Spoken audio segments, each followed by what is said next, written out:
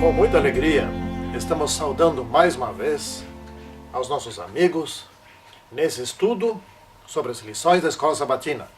Nesta semana estamos aqui estudando sobre Tessalônica nos dias de Paulo. Então, vamos fazer uma oração para iniciarmos bem o nosso estudo, tá certo? Santíssimo Senhor Deus que estás nos céus, fica conosco nesse estudo, nos abençoando e nos dando entendimento, porque sabemos que tudo vem de Ti, aquilo que é bom procede de Ti. Em nome do Senhor Jesus Cristo. Amém. Muito bem, hoje nós vamos estudar então, recapitular, rever algumas coisas a respeito desta cidade de Tessalônica, né, que fica lá na região da Grécia, hoje é Grécia, também naquela época se chamava assim, Macedônia, né? E Tessalônica era uma cidade muito importante naqueles tempos.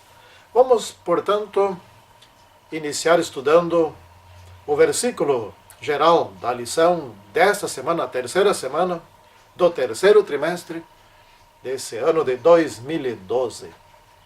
Está no livro de 1 Coríntios, primeira carta aos Coríntios, no capítulo 9, versículo 19. Porque sendo livre de todos, fiz-me escravo de todos, a fim de ganhar o maior número possível. Aqui está uma das grandes estratégias de Paulo, e também que pode ser utilizada em nossos dias. Mas duas observações importantes a respeito dela. Primeira, Paulo se adaptou para alcançar todas as pessoas, mas ele não traiu em nenhuma vez os seus princípios cristãos. Ele nunca se tornou um pagão, ou nem ao menos 1% de pagão para conseguir os pagãos para o cristianismo. Né? Segunda coisa importantíssima, hoje em nossos dias, muitas igrejas, mas muitas igrejas mesmo, estão usando esse versículo como fundamento, erroneamente, como fundamento, para introduzir paganismo em suas igrejas. E assim atrair o mundo. E, de fato, estão obtendo sucesso. Tá certo? Estão obtendo sucesso. Não vou mencionar aqui nem o nome da igreja, mas basta ligar a televisão e vão ver quantas igrejas novas surgiram nesses últimos 30 anos. Estão se enchendo, mas não estão salvando ninguém, absolutamente ninguém. Porque essa é uma estratégia de Satanás. Portanto, não serve para nós, adventistas do sétimo dia. Absolutamente não serve. E não era isso que Paulo fazia, tá certo? Vamos ver algumas curiosidades a respeito dessa cidade de Tessalônica. Essa era uma cidade que foi fundada por Cassiandro no ano de 316 a.C., portanto no tempo de Paulo, ela já existia há mais de 3 séculos. Já estava indo em direção ao 4º século, tá certo? Essa cidade tornou-se uma cidade importante da Macedônia, né? E no tempo de Paulo, ela possuía 200.000 habitantes. Portanto, hoje seria uma cidade de porte médio, já, mas naquela época era uma cidade de porte grande, uma cidade importante. E um importante centro comercial, um centro de cruzamento de várias estradas e inclusive de acesso também marítimo, né? Um porto importante naqueles tempos. Então havia muito progresso naqueles tempos naquela cidade. E ela foi declarada por Augusto uma cidade livre, o imperador romano, né? Uma cidade livre, e portanto ela era sujeita ao Império Romano, mas nesse status, em função de que ela se aliou ao Império Romano em uma guerra, então ganhou esse prêmio, e por esse status ela podia se autogovernar, ou seja, os próprios cidadãos daquela cidade governavam aquela cidade. E eles tinham ali o que se chamava politarcas. Os politarcas eram 6 pessoas da própria cidade que a governavam. E assim, eles tinham um status importante, por exemplo, eles eram mais livres que a própria cidade de Jerusalém, né? Isso fazia com que eles ficassem muito zelosos pelo cuidado quanto à cidade. Né? Ou seja, se levantasse alguém ali que servisse de problemas, se servisse de algum problema e que viesse a tirar aquele status, eles já de imediatamente tomavam providências. Né? Então algum revolucionário, qualquer coisa assim, poderia criar situações constrangedoras deles com o Império Romano. E assim eles perderem esse status. De modo que era bem fácil a oposição se levantar contra pregadores evangelistas, por exemplo. Né? Então são situações dessas que havia lá. Né? E geograficamente muito bem situada, poderia atrair o ódio romano se perderem a condição de cidade livre. E perdendo essa condição de cidade livre, eles teriam sérios problemas quanto ao seu progresso, quanto ao tráfico de recursos, quanto à situação política, quanto à situação religiosa, e assim muitas outras coisas.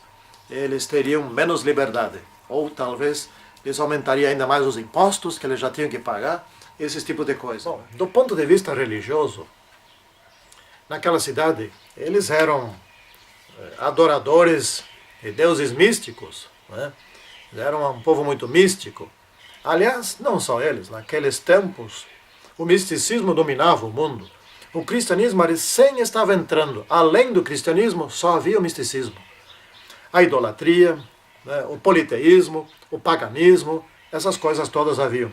E também, ao lado disso, a filosofia grega, mas que era fortemente influenciada pelo antigo paganismo e o paganismo atual daquela época, como sempre foi. Né? Então era uma ciência, vamos dizer assim, que tinha fortes ligações com maneiras de adoração. E naquela cidade havia, por exemplo, um tal de Cabiros, que já tinha falecido, Cabiros, né? E esse era um homem que os seus próprios irmãos o mataram, e ele era adorado, e havia sobre ele uma expectativa grande que ele ressuscitasse. Então essa história da ressurreição pegou de modo errado em alguns outros lugares. E que ele ressuscitasse e que ele viesse para socorrer o povo humilde que estava sofrendo sob o jugo romano. Quem estava bem eram os mais ricos, os mais bem situados. Então esses, sim, viviam numa situação bem melhor, mas o povo não vivia muito bem. E tinha grande esperança de que um dia viesse alguém e que os libertasse e melhorasse a situação. Bom, esse Cabiros nunca ressuscitou, e, enfim, eles perderam a esperança nele. E um dia desses o César ali passou uma conversa neles dizendo que ele era o Cabiros. Então eles falaram, bom, se esse é o Cabiros, então não tem mais esperança nenhuma. De modo que se abriram as portas para uma nova pregação, a de Paulo, que chegou exatamente no momento em que o povo mais humilde da cidade sentia grande necessidade de uma nova mensagem. Então esse vazio que o povo sentia, aquela esperança que nunca se realizava, que nunca chegava a nada, agora começou a ter, realmente, vir a se concretizar.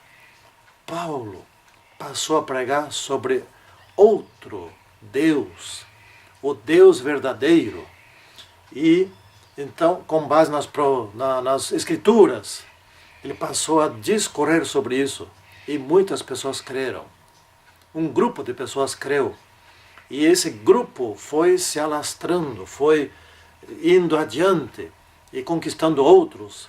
Em pouco tempo Paulo fez isso. Ele não teve muito tempo, não é? Menos de um mês para fazer isso. Mas ele trabalhou no vazio da alma das pessoas. Hoje, esse é o mesmo problema no mundo também, não é? Há um vazio nas pessoas hoje. As igrejas populares, elas estão explorando o povo. Elas estão se enchendo de dinheiro, não é? Construindo grandes e suntuosos templos. Os seus ministros moram em casas belíssimas e riquíssimas. Estão construindo casas ainda mais belas, estão se enchendo de recursos e de dinheiro, vivendo num luxo, e são poderosos. Não é? E o povo, alguns daqueles membros estão vendo, mas afinal de contas, quem aqui está sendo abençoado não somos nós. Nós só doamos e doamos e doamos e continuamos vazios por dentro. Então hoje a mensagem da Igreja Adventista do Sétimo Dia está encontrando muitos corações abertos, sedentos, necessitados de uma mensagem sólida, uma mensagem bíblica. Essa foi a situação lá em Tessalônica, essa também é a situação em nossos dias. Vou ler aqui alguns trechos de Ellen White a respeito desse assunto. Não é? O mundo será convencido não pelo que o púlpito ensina, mas por aquilo que a igreja vive. Isso está em Serviço Cristão, página 67. Não é? Então, outro também, Eventos Finais, página 175. Deus usará meios e maneiras pelos quais se verá que Ele está tomando as rédeas em suas próprias mãos. Surpreender-se-ão os obreiros com os meios simples que Ele utilizará para efetuar e aperfeiçoar sua obra de justiça. Bom, bem logo começará uma forte pregação. Essa pregação já iniciou, mas ainda não tão forte. Ela vai ser muito poderosa.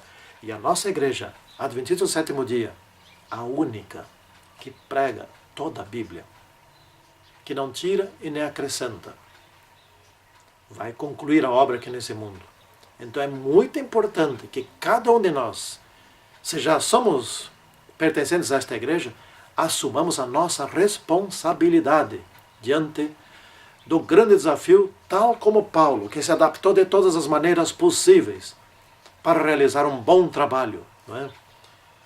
Pregadores de rua, por exemplo, naqueles tempos, Paulo se tornou um desses pregadores. Ele não só pregava nas ruas, mas ele ia onde estava, no mercado, se estava fazendo compra, etc. Tal, puxava o assunto e assim, dali a pouco alguém se interessava e já também ele estava pregando. Naqueles tempos também havia outros pregadores de rua, os filósofos, que tentavam fazer com que as pessoas percebessem que a solução para as suas angústias vinha de dentro delas, da sua inteligência, da sua capacidade. E muitos acreditam nisso. Hoje isso se chama autoajuda, não é? Se chama o poder que vem de dentro. E vocês lembram um grande presidente que foi eleito não faz muito tempo que diz assim: "Yes, we can." Sim, nós podemos. Esse grande presidente está enfrentando um país com uma grave crise econômica. Sim, nós podemos. Paulo ensinava diferente. A solução vem de fora e vem de cima. E de alguém que é o nosso Criador, que quer nos recriar, quer nos transformar para pessoas em um novo estilo de vida, cidadãos do reino dos céus. Não é? Então, hoje, há muitas igrejas que estão enchendo-se de dinheiro, tá certo? Mas esvaziando os membros de mensagem. Não tem mensagem, não tem futuro de prazo eterno. O que eles dizem: nós vamos abençoar vocês e vocês vão enriquecer hoje aqui.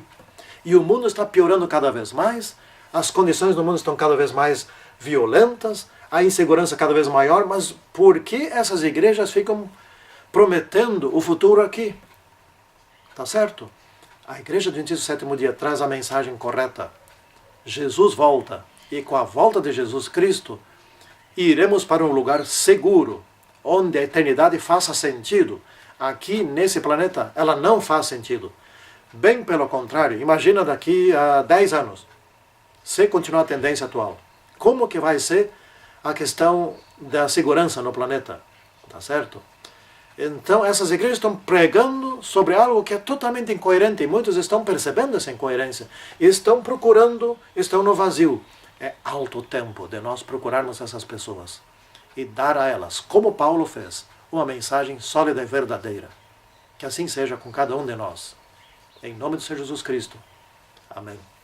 Santíssimo Senhor Deus, fica agora conosco para que nós sejamos testemunhas verdadeiras a um mundo onde há muitas pessoas que se encontram vazias por dentro, que percebem claramente que este mundo não tem futuro e que precisam de uma mensagem coerente com a situação presente do nosso mundo.